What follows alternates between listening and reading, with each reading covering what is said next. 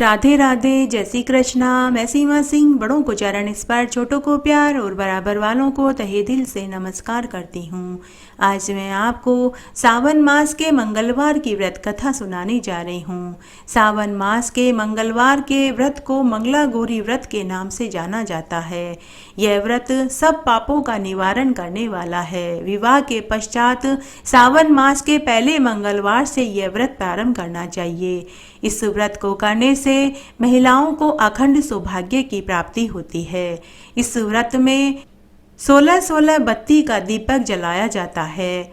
इस व्रत में मंगला गौरी का पूजन करके षोडशो उपचार विधि से 16 दुर्वा, 16 अपामार्ग, चने की दाल के 16 दाने और 16-16 बत्तियों के दीपक जला करके पूजन किया जाता है।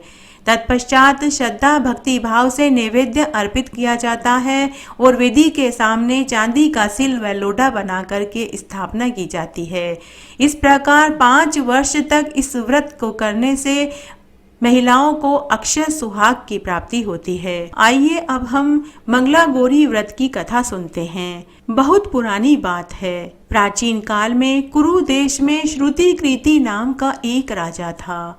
वह राजा बड़ा ही यशस्वी, विद्वान, शत्रु विहीन, समस्त कलाओं में श्रेष्ठ धनुर्धर था। वैसे तो उस राजा को किसी प्रकार का कोई दुख नहीं था, परंतु उसे एक महान दुख था कि उसे कोई संतान नहीं थी। इसी कारण वह राजा बहुत दुखी रहता था। संतान प्राप्ति के लिए राजा ने देवी की पूजा करनी शुरू कर दी। देवी की पूजा और आराधना से प्रसन्न होकर एक दिन देवी ने प्रकट होकर राजा से कहा कि हे राजन, मन वांछित वर मांगो। मैं तुम्हारी पूजा तपस्या से प्रसन्न हुई। तब राजा ने विनय पूर्वक कहा कि हे देवी, अगर आप मेरी पूजा से संतुष्ट हैं तो मुझे एक पुत्र सुख का वरदान दीजिए। राजा के दीनतापूर्ण वचन सुनकर देवी ने कहा कि हे राजन, मैं तुम्हें पुत्र सुख अवश्य दूंगी। हे राजन, वह पुत्र अत्यंत ही गुणी और श्रेष्ठ होगा, किंतु उसकी आयु 16 वर्ष की ही होगी। 16 वर्ष की आयु के पश्चात उसकी मृत्यु हो जाएगी। तब राजा ने देवी से कहा कि हे माँ देवी, अगर मेरे और मेरी पत्नी के भाग्य में अल्प आयु पुत्र ही लिखा है तो आप हमें अल्प आयु पुत्र ही दे दीजिए। हे देवी, इससे शायद मेरा और मेरी पत्नी का निपुत्र रहने का दोष दूर हो जाएगा। देवी ने राजा से कहा कि हे राजन, मेरे मंदिर के द्वार पर आम का एक वृक्ष है। उस वृक्ष से एक आम का फल लाकर तुम अपनी पत्नी को खिला देना। इससे तुम्हारी पत्नी को गर्भ ठहर जाएगा। देवी की आज्ञा अनुसार राजा ने आम का एक फल लाकर अपनी रानी को दे दिया, जिसके फल स्वरूप रानी को गर्भ ठहर गया और 10वें महीने में उसे एक सुंदर पुत्र पैदा हुआ। राजा ने बड़े ही हर्षोल्लास के साथ अपने पुत्र का जातकर्म संस्कार संपन्न करवाया और खूब पूजा अर्चना करी और महादेव जी की पूजा करी और खूब दान दक्षिणा दी। 101 दूध देने वाली गाय ब्राह्मणों को दान में दी। राजा ने अपने पुत्र का नाम चिरंजीव रखा। जब बालक ने 16वें वर्ष में प्रवेश किया तो राजा रानी को चिंता ने घेर लिया। राजा रानी दोनों विचार करने लगे कि हमने यह पुत्र बड़े ही कष्टों से प्राप्त किया है, अतः अपने सामने ही इसकी मृत्यु को हम देख नहीं पाएंगे। ऐसा विचार करके राजा ने अपने पुत्र को उसके मामा के साथ काशीपुरी में पढ़ने के लिए भेज दिया। रानी ने अपने भाई से कहा कि हे भाई, तुम मेरे पुत्र को लेकर काशीपुरी में चले जाओ, क्योंकि मुझे यह पुत्र भगवान शंकर और देवी माँ की पूजा करने से प्राप्त हुआ है। जब मुझे यह पुत्र प्राप्त हुआ था तब मैंने प्रण लिया था कि मैं अपने पुत्र को भगवान शंकर की पदक्षिणा के लिए भेजूंगी। इसलिए हे भाई, तुम मेरे पुत्र को लेकर काशी में जाओ और रास्ते में जहाँ भी तुम रुको वहाँ पर यज्ञ हवन करना और ब्राह्मणों को भोजन करवाना और खूब दान दक्षिणा देना। इस तरह राजा रानी ने खूब सारा धन देकर दोनों को काशी के लिए भेज दिया। दोनों मामा भांजे काशी के लिए निकल पड़े। चलते चलते वे दोनों आनंद नगर में पहुँचे। वहाँ का राजा वीरसेन अत्यंत पराक्रमी और धनवान था। उस राजा के मंगला गौरी नाम की एक अत्यंत रूपवती गुणवती कन्या थी। वह कन्या अपनी कुछ सखियों के साथ नगर के बगीचे में खेल रही थी। उस समय राजपुत्र चिरायु अपने मामा के साथ बगीचे में बैठकर उन कन्याओं को खेलते हुए देख रहा था। वे उस समय वहां बगीचे में विश्राम कर रहे थे। उसी समय राजकन्या की एक सखी ने उसे रांड शब्द कह दिया। यह सुनते ही राजकन्या को बहुत दुख हुआ। उसने अपनी सखी से कहा कि मेरे राजकुल में तो ऐसी कोई स्त्री ही नहीं है। तब राजकन्या मंगला गौरी ने मां मंगला गौरी के व्रत की पूजा अपनी सखियों के साथ वहीं बैठकर करा। सभी सखियां पूजा करके चली गई, केवल राजकन्या वहीं रुकी रही। और वह राजकन्या वहीं रुकी रही और मां पार्वती की स्तुति करती रही। तभी वहां आकाशवाणी हुई और मां पार्वती ने मंगला गौरी से कहा कि हे पुत्री, मैं तेरी पूजा से संतुष्ट हुई। मैं तुझे वरदान देती हूँ कि तेरा विवाह एक राजा के पुत्र से होगा, लेकिन वह अल्प आयु है। उस राजा के पुत्र भी मेरे ही वरदान से हुआ था। लेकिन तुम अभी पूजा करके एक मुट्ठी चावल हवा में उछाल देना।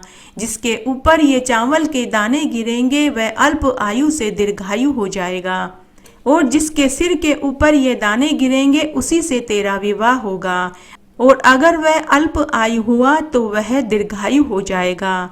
यह आकाशवाणी राजकुमारी के साथ चिरंजीव के मामा ने भी सुनी। उसी समय चावल के दाने चिरंजीव के ऊपर आकर गिरे। यह पूरी घटना चिरंजीव के मामा ने देख ली। दोनों मामा भांजे उसी नगर में रुके रहे। कुछ समय के बाद उस राजकन्या का विवाह वाल्हीक देश के दृढ़वर्मा के पुत्र सुकेतु के साथ होना निश्चय हो गया। किंतु सुकेतु बड़ा ही कुरूप, मूर्ख और बहरा था। तो उसके पिता ने सोचा कि किसी सुंदर से युवक को मंडप में ले जाकर विवाह संपन्न करवा दिया जाए। बाद में सुकेतु को उसके स्थान पर बैठा देंगे। ऐसा निश्चय करके वह चिरंजीव के मामा के पास गया और धन का लालच देकर पूरी बात बताई और कहा कि परोपकार के समान अन्य कोई धर्म नहीं है। चिरंजीव के मामा ने तो पहले से ही वह आकाशवाणी बगीचे में सुन ली थी। उन्होंने प्रसन्नतापूर्वक अपने भांजे को उनके साथ भेज दिया। फिर वर पक्ष के लोगों ने वर के कपड़े और गहने उतारकर चिरंजीव को पहना दिया और चिरंजीव की शादी राजकुमारी के साथ करवा दी। विवाह कार्य संपन्न होने के बाद चिरंजीव और राजकन्या महल में सोने के लिए चले गए। उस दिन चिरंजीव का 16वां वर्ष भी समाप्त हो गया। अर्धरात्रि के समय चिरंजीव को डसने के लिए एक काला नाग आया, परंतु संयोगवश राजकन्या उस समय जाग रही थी। काल सर्प को अपने पति की ओर आते देखकर वह भय से कांपने लगी, परंतु उसने धैर्य धारण करते हुए षोडश उपचार विधि से सर्प का पूजन किया और उसे दूध पिलाया और 3 वचनों से सर्प की स्तुति करी। राजकन्या मंगला गौरी याचना करने लगी कि मैं अपने पति की दीर्घायु के लिए उत्तम व्रत करूंगी। उसी समय वह सर्प कमंडल में घुस गया। तभी राजकन्या ने कमंडल का मुख अपनी चोली से बांध दिया। थोड़ी ही देर में चिरंजीव अंगड़ाई लेता हुआ उठकर बैठ गया और राजकन्या से बोला कि मुझे बहुत भूख लगी है, कुछ खाने के लिए दे दो। राजकन्या अपनी माता के पास गई और वहां से लड्डू खीर लेकर आई। चिरंजीव ने प्रसन्नतापूर्वक भोजन किया, हाथ धोया। हाथ धोते समय चिरंजीव की अंगूठी वहीं निकल कर के गिर गई। चिरंजीव ने पान खाया और उन्होंने थोड़ी देर के लिए चौसर खेला और फिर चिरंजीव वापस सो गया। कुछ समय के बाद राजकन्या जब कमंडल को बाहर फेंकने के लिए गई तो भाग्यवश उसने देखा कि कमंडल में पड़ा हुआ सर्प एक सुंदर हार में बदल चुका था। राजकन्या ने कमंडल में से वह सुंदर हार निकाला और गले में पहन लिया। सुबह होने से पहले ही चिरंजीव का मामा वहां आया और अपने भांजे को लेकर चला गया। वर पक्ष वाले सुकेतु को लेकर वहां पहुंच गए। तब राजकन्या ने सुकेतु को देखकर कहा कि यह मेरा पति नहीं है। वर पक्ष वाले कहने लगे कि यही तुम्हारा पति है, इसी से तुम्हारा विवाह हुआ था। परंतु राजकन्या ने हट पकड़ ली और उसने अपने माता पिता से कहा कि जिस पुरुष से मेरा विवाह हुआ था वो इतना कुरूप नहीं था, वह बड़ा ही सुंदर, सुशील और तेजस्वी था। तब राजकन्या ने रात्रि में जो भी बातें घटित हुई वह सुकेतु से पूछा, लेकिन सुकेतु ने एक भी बात का सही सही उत्तर नहीं दिया। राजकन्या ने सुकेतु से पूछा कि हमने रात में क्या क्या बातें करी और क्या क्या खाया और हमने कौन सा खेल खेला, लेकिन सुकेतु सभी बातों से अनजान था, तो उसने किसी भी प्रश्न का उत्तर सही नहीं दिया। तब राजकन्या के साथ राजा रानी ने भी यह मान लिया कि सुकेतु से राजकुमारी का विवाह नहीं हुआ। तब राजा रानी ने बारात को बैरंग लौटा दिया। बारात बिना दुल्हन को लिए वापस लौट गई। मंगलागौरी के पिता ने अन्न जल का एक यज्ञ किया और वर पक्ष की सारी कहानी सुनी। राजा ने महल के बरामदे में चिक डलवाकर मंगलागौरी को बैठा दिया। 1 वर्ष के बाद चिरंजीव अपने मामा के साथ अपने ससुराल का वृतांत जानने के लिए आया, तो चिक के अंदर से ही राजकुमारी ने चिरंजीव को पहचान लिया और अपने माता पिता से बोली कि यह वही है जिससे मेरा विवाह हुआ था।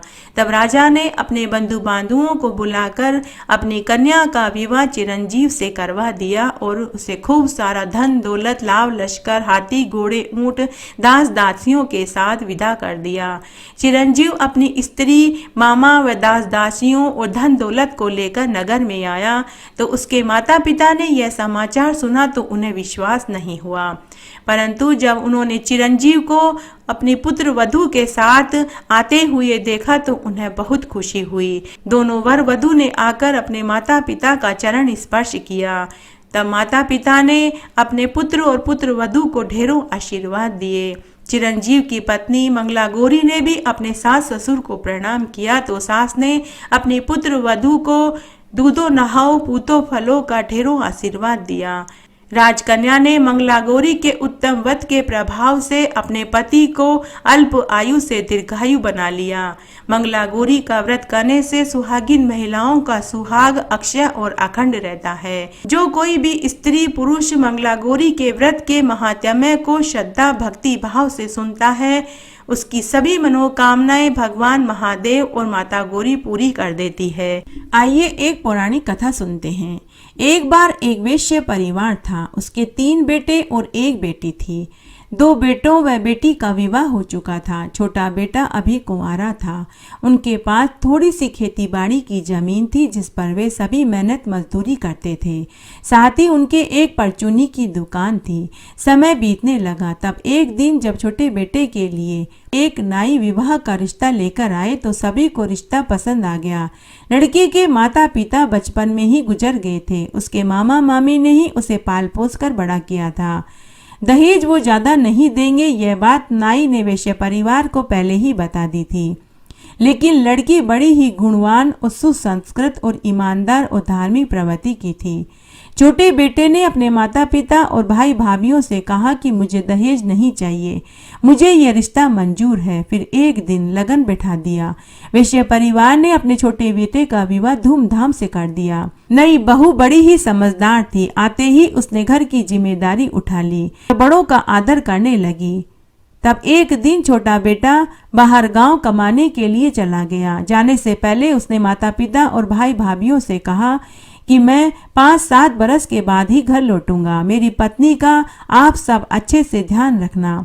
इसका कोई मायका नहीं है, नहीं कोई इसका भाई भतीजा है, नहीं इसके माता पिता है।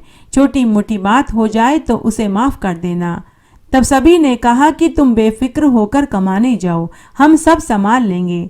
छोटे बेटे के बाहर गांव जाने के बाद सभी का बर्ताव बदल गया। अब सभी छोटी बहू से ज्यादा काम करवाने लगे। घर परिवार का, खेत खलियान का सारा काम उसी से करवाते।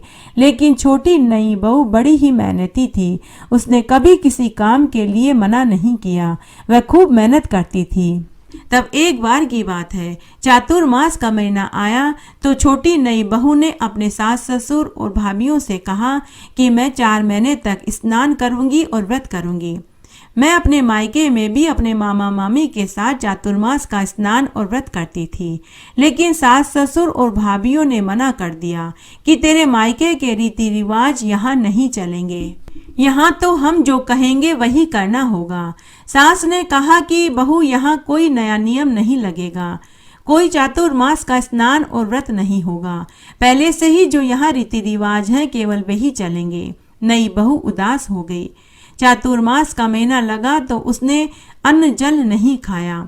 जब जिठानियों को पता चला तो उन्होंने अपने सास ससुर और पतियों को बताया।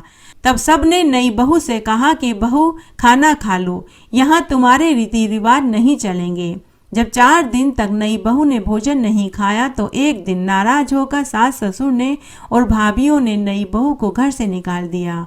चातुर्मास देवता का अपमान करने से भगवान विष्णु और माता लक्ष्मी उस घर से रुष्ट हो गए। छोटी बहू के घर से निकलने के साथ ही उनके घर की रश्मि भी चली गई। अन्न देवता उनसे रुष्ट हो गए। छोटी बहू रोती बिलखती हुई पनघट पर जाकर बैठ गई। पनघट पर गांव की बहुत से औरतें आईं। उन्होंने छोटी बहू से रोने का कारण पूछा तो बहू ने पूरी बात बताई। तो कुछ औरतों ने नई बहू से कहा कि बहू, जैसे तेरे सास ससुर कहते हैं वैसा ही कर ले। कुछ औरतों ने नई बहू का साथ दिया तो कुछ ने नहीं दिया। इस तरह सभी औरतें समझा बुझा कर पनघट से पानी लेकर अपने अपने घर चली गई। सुबह से दोपहर और दोपहर से शाम हो गई। नई बहू वहीं बैठकर रोती रही। तभी वहां गांव का खुमार दंपति आए। उन्होंने बहू से रोने का कारण पूछा। नई बहू ने उन्हें भी पूरी बात बताई। खुमारन बोली कि बेटा, अब तुम क्या करोगी, रात्रि होने वाली है। नई बहू बोली कि माँ, मैं क्या करूँ, मुझे कुछ नहीं सूझता। मायके में मेरा कोई नहीं। मामा मामी ने जब मुझे विदा किया था तो पहले ही कह दिया था कि अब वही तुम्हारा घर है, भूल कर भी वापस इस घर में मत आना। खुमार दंपति बे औलाद थे। खुमारन ने खुमार से कहा कि सुनो जी, हमारे कोई औलाद नहीं है। आज भगवान ने मुझे एक बेटी दी है। हमारे घर में खाने पीने की कोई कमी नहीं है। अगर आप हाँ कहें तो हम इसे बेटी बनाकर घर ले चलें। खुमार ने खुशी खुशी बात मान ली। तब खुमारन नई बहू से बोली कि बेटी, तुमने मुझे माँ कहा है, इस नाते मैं तुझे अपनी बेटी मान कर पूछती हूँ कि क्या तुम गरीब माता पिता के घर चलना पसंद करोगी। तो नई बहू खुमारन के आंचल से लगकर खूब रोई। इस तरह नई बहू खुमार के घर आकर रहने लगी। नई बहू ने अपने नए माता पिता के घर आकर घर की सारी जिम्मेदारी संभाल ली। घर आने के बाद अब कुमार दंपति भी नई बहू के साथ चातुर्मास का स्नान और व्रत करने लगे। नई बहू के घर में आते ही कुमार दंपति के घर में लक्ष्मी का वास हो गया। नई बहू अपने माता पिता के पास बैठकर चाक पर बहुत सुंदर सुंदर मटकी और कलश बनाने लगी। वह इतने सुंदर मटकी और कलश बनाती थी कि सभी हाथों हाथ बिक जाते थे। कुछ ही दिनों में वे बहुत अमीर हो गए। नई बहू घर का काम करती और ऊपर से माता पिता के साथ चाक पर सुंदर सुंदर बर्तन बनाती। इस तरह चातुर्मास का महीना बीत गया। चातुर्मास के बाद नई बहू ने अपने माता पिता के साथ व्रत का उद्यापन किया, जिसमें उसने 5 पंडितों को भोजन खिलाया और उन्हें अन्न वस्त्र रुपया का दान दिया। इस तरह 7 साल बीत गए। 7 साल के बाद वैश्य परिवार का छोटा बेटा बहुत सा धन कमा कर के घर लौटा। घर आया तो उसे उसकी पत्नी कहीं दिखाई नहीं दी। उसने घर की माली हालत देखी जो बड़ी ही दयनीय हो रही थी। माता पिता, भाई भाभी, भतीजा भतीजी सबके कपड़े फटे हुए थे, बाल बिखरे हुए थे।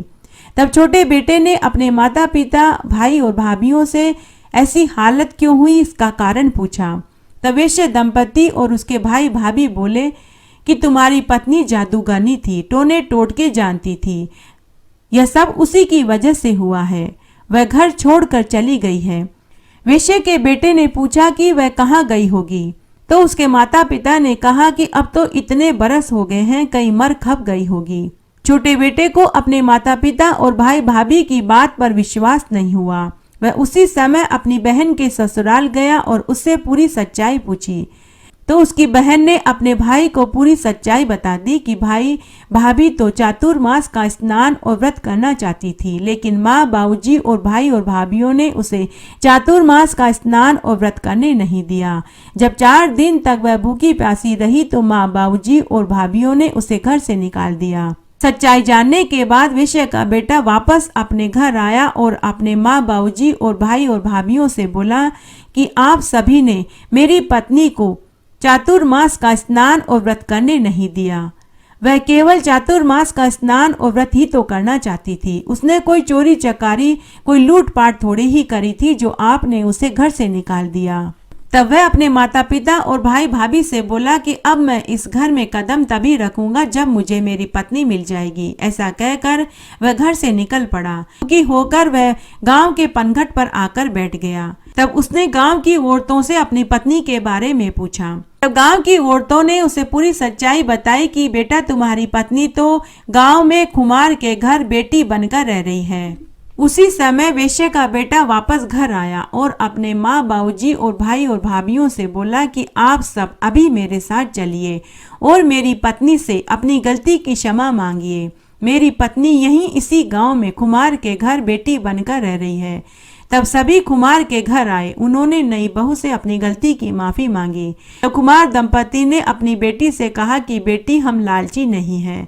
हम अगर तेरे जन्म देने वाले माता पिता होते तो भी हम यही चाहते कि तू ससुराल में सुख भोगे। तब कुमार दंपति बोले कि बेटी, हम भगवान से हर जन्म में तेरी जैसी ही बेटी मांगूंगी। फिर कुमार दंपति ने खूब सारा धन देकर अपनी बेटी को विदा कर दिया। सभी कथा कहानियों और सावन मास के महात्म्य को सुनने के बाद महादेव जी की आरती जरूर बोलनी चाहिए, तभी सावन मास के महात्म्य को सुनने का संपूर्ण फल प्राप्त होता है। आइए अब हम महादेव जी की आरती सुनते हैं।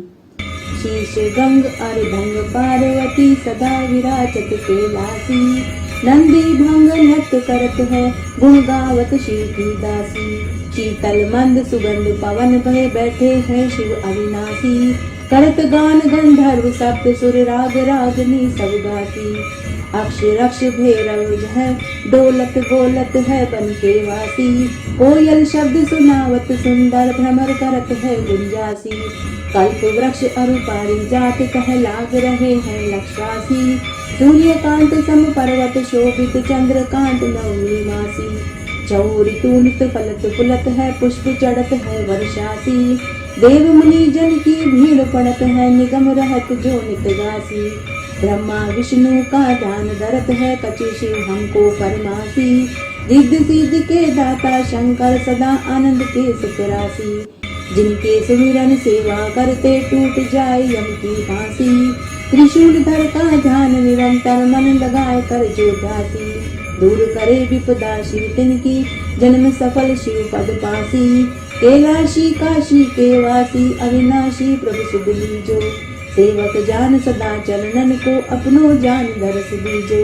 तुम तो प्रभु हो सदा सयाने मेरे ओ गुण सब ढकियो, सब अपराध क्षमा कर शंकर किंकर की विनती सुनियो।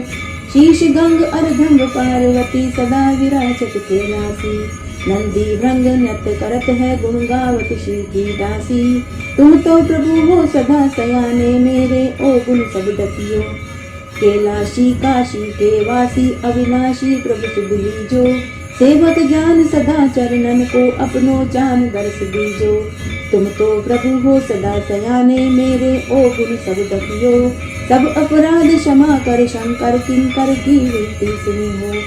इस तरह आज मैंने आपको सावन मास के मंगलवार की व्रत कथा अर्थात मंगला गौरी व्रत कथा सुनाई।